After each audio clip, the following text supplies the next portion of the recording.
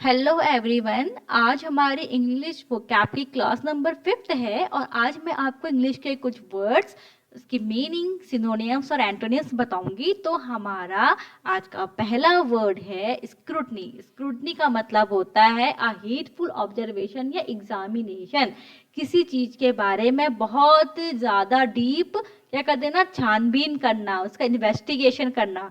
जैसे क्या होता है, जो सीआईडीज होते हैं, आप सीरियल भी देखा होगा, सीआईडी वो क्या करते हैं, कोई भी केस होता है तो उसके बारे में क्या करते हैं, बहुत ज्यादा छानबीन करते हैं। उसके बाद क्या निकालते हैं, जो कल्प्रिट होता है उसको क्या कर लेते हैं, ढूंढ निकालते हैं। तो इसका एग्जाम्पल है, after detailed scrutiny of the virus scientist have reported to the government.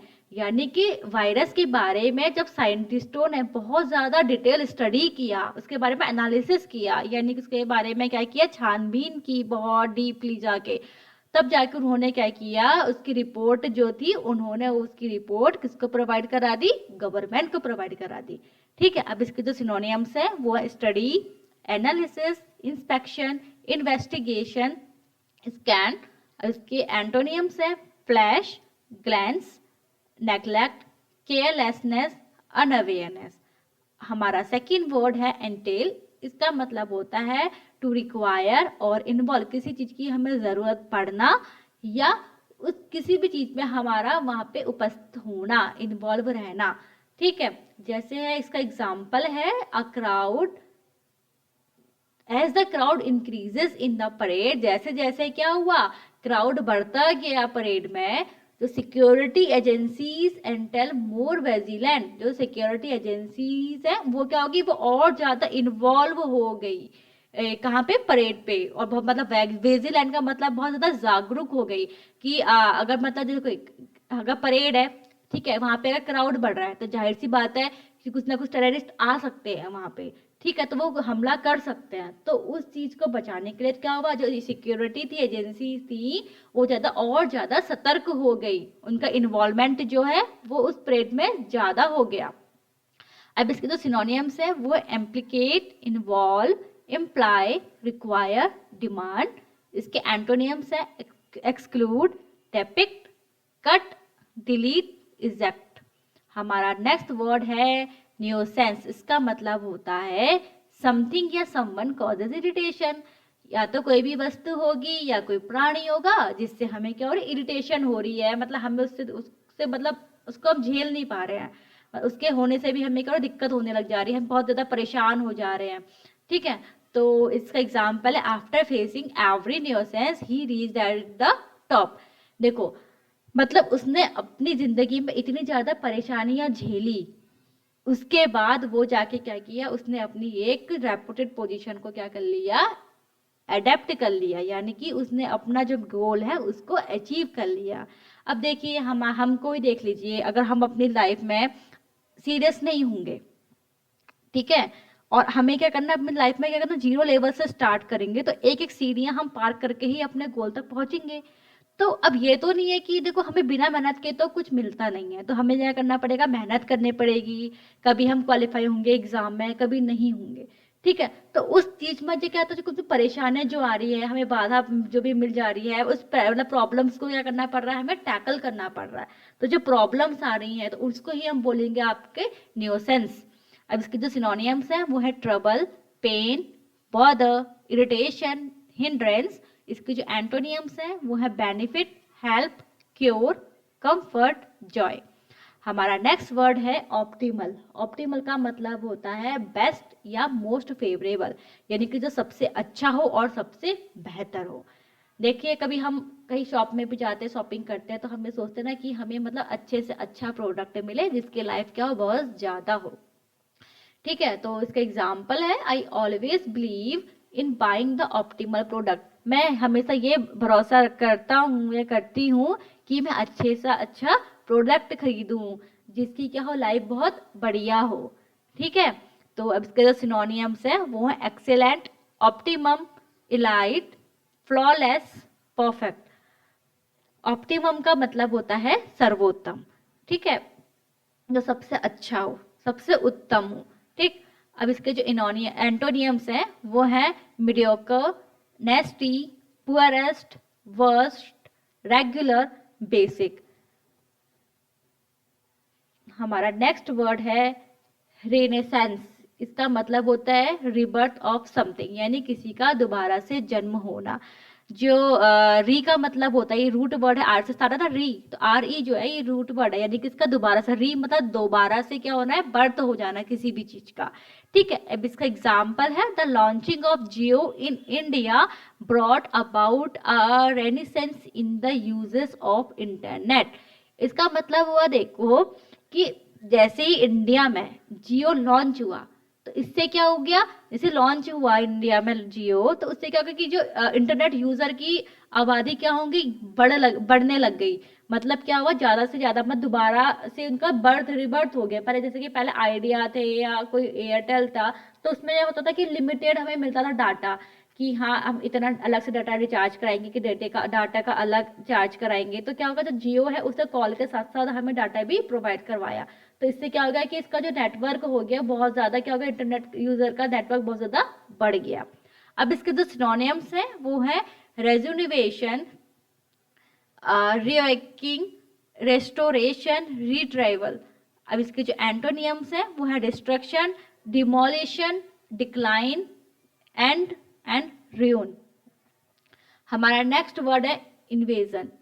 इसका मतलब होता है an instance of capturing others territory by force, यानी कि किसी कोई दूसरी कंट्री का टेरिटरी पर कब्जा कर लेना। जैसे हमारे पास कहता है भारत में अंग्रेजों ने कब्जा किया था, तो वो चीज है हमारा, क्या किसी का हम गुलाम बने थे।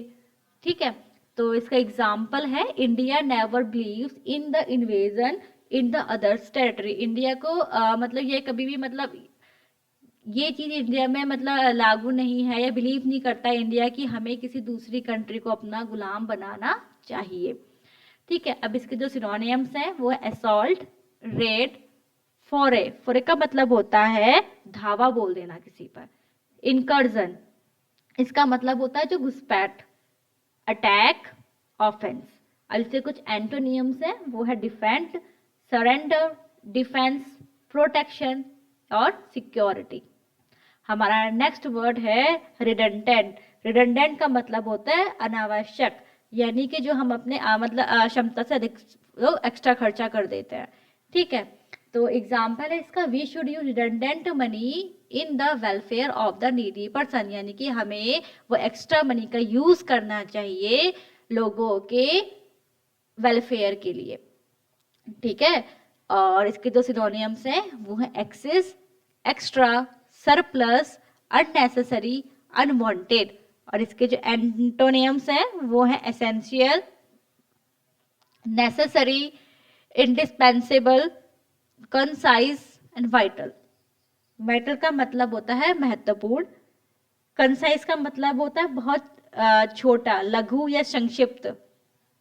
हमारा नेक्स्ट वर्ड है कोटेशन। इसका मतलब होता है repetition of words of the original author और स्पीकर, यानी कि ओरिजिनल ऑथर जो है या स्पीकर है जो बोल रहा है उसके वर्ड्स को बार बार क्या करना, दोहरा देना।